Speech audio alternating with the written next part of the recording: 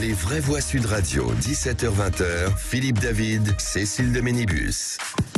Il est des 17h19, on est ravis de vous retrouver. Bienvenue dans Les Vraies Voix et c'est jusqu'à 20h et on est tellement content de les avoir au quotidien. Philippe Bilger est avec nous, Françoise Degois, David Degouille aussi, éditorialiste et quoi d'autre? Vous voulez qu'on dise quoi d'autre? Romancier aussi. Romancier aussi, exact. Mais vous avez écrit un roman? 3. Plusieurs. 3? Et vous ne le dites pas? Ah bah si. Le premier, le bruit de la douche. Voilà. Ouais, le bruit de la douche. Et évidemment, ça c'est parle le de seul quoi? dont se souvient Philippe David, le bruit de la douche. C'était le premier, c'est Ça pour ça. aurait été la beauté des chrysanthèmes, alors là, il n'y avait personne. Mais là, le bruit de la douche. C'est vrai, David, le bruit de la douche. Oui, mais on vous expliquera après, parce que là, on va passer au débat. Pour permettre à Philippe David de commencer un petit peu à chauffer. Allez, on va revenir sur ces appels à boycotter la Coupe du Monde de football.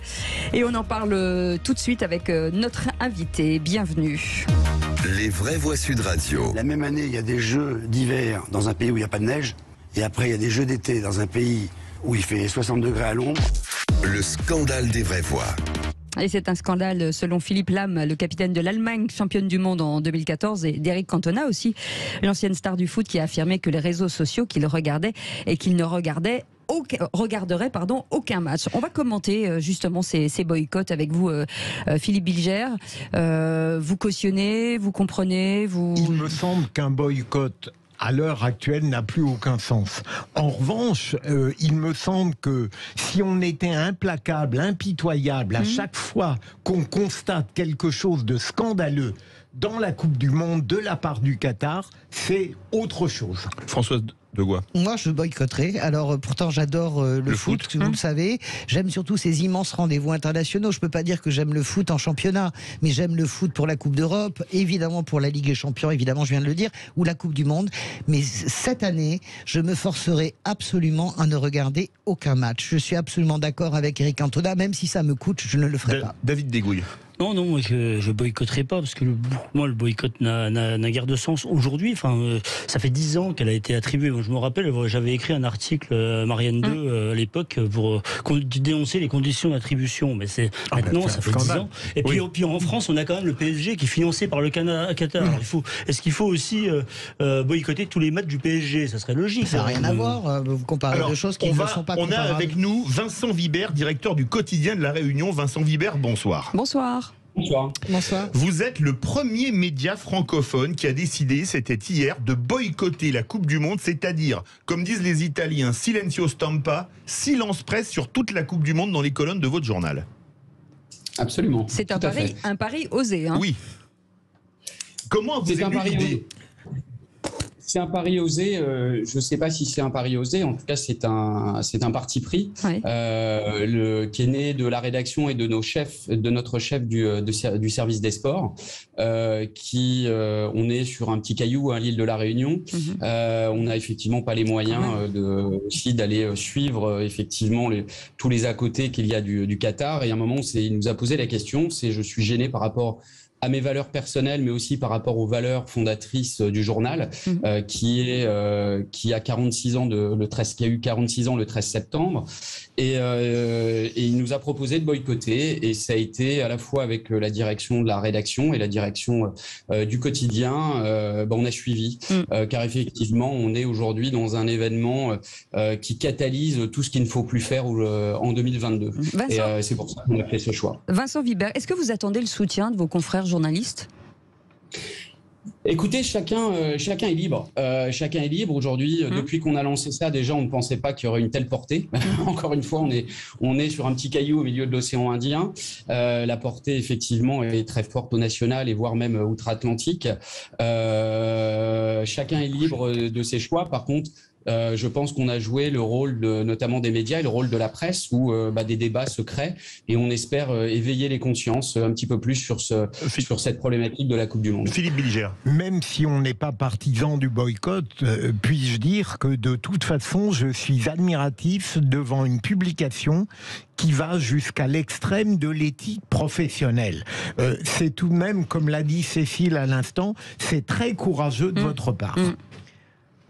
Françoise ? Oui, je voulais dire d'abord, pour avoir souvent été à La Réunion, il faut quand même savoir que le quotidien de La Réunion, c'est pas un petit journal, c'est le plus grand journal de l'île, et en plus de ça, vous couvrez l'océan Indien, donc ça m'a beaucoup fait penser, votre réaction que j'admire, que j'ai relayée, parce que je trouve que c'est très courageux, à la façon dont Ouest France avait décidé pendant la présidentielle, elle n'a pas été suivie du tout. Le plus grand sondages.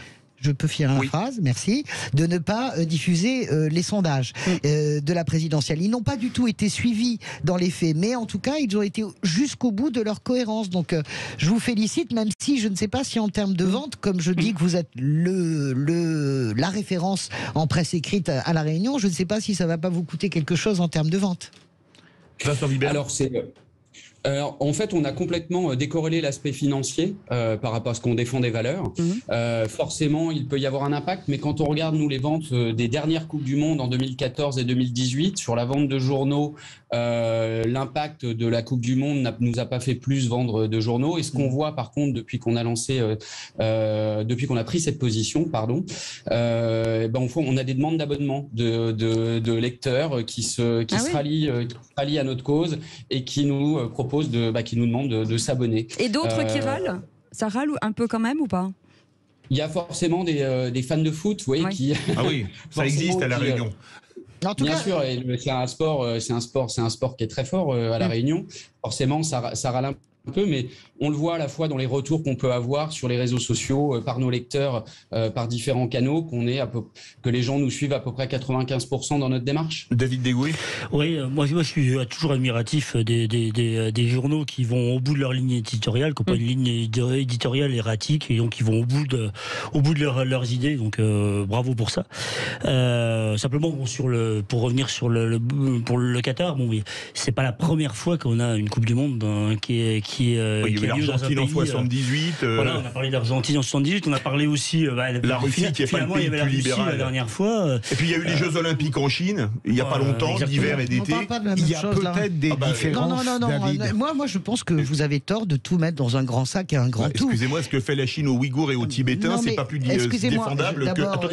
Laisse-moi terminer mon propos, que ce que les Qataris ont fait aux travailleurs sur les stades. Non, mais je ne dis pas ça. D'abord, les Ouïghours, quand il y a eu les Jeux Olympiques de Pékin, personne n'en parlait. Je tiens absolument d'abord à le dire. Il y a eu les Jeux Olympiques d'hiver l'an dernier. Je termine mon propos. Le Qatar, ça n'est pas le sujet. Il y a le sujet, bien sûr, du comportement sociétal des Qataris.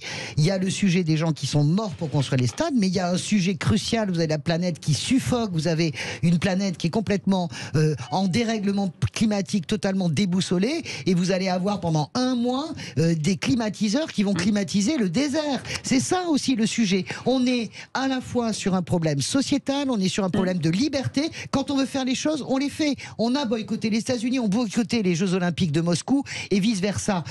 Dans les années 80, pendant la guerre froide, on a été capable de faire des gestes comme cela. Et nous ne sommes pas capables de les faire, et bien tant pis pour nous. Et si vous vous engueulez vraiment, ne me demandez pas de choisir. Vincent Vibert, ils vont choisir moi. Vincent Vibert, merci d'avoir été avec nous, directeur du quotidien de La Réunion. Et puis, on croise les doigts pour que... et on tient le coup quand même. Merci d'avoir été avec nous. Dans un instant, on va revenir sur la déclaration de Jean-Bernard Lévy, le PDG d'EDF, qui a demandé devant les députés de la Commission des affaires économiques un plan Marshall. Est-ce que la relance de l'énergie nucléaire est-elle une priorité nationale pour vous ? Eh bien, pour l'instant, vous dites oui en majorité. On revient dans un instant avec les vraies voix et c'est jusqu'à 20h. Bienvenue sur Sud Radio.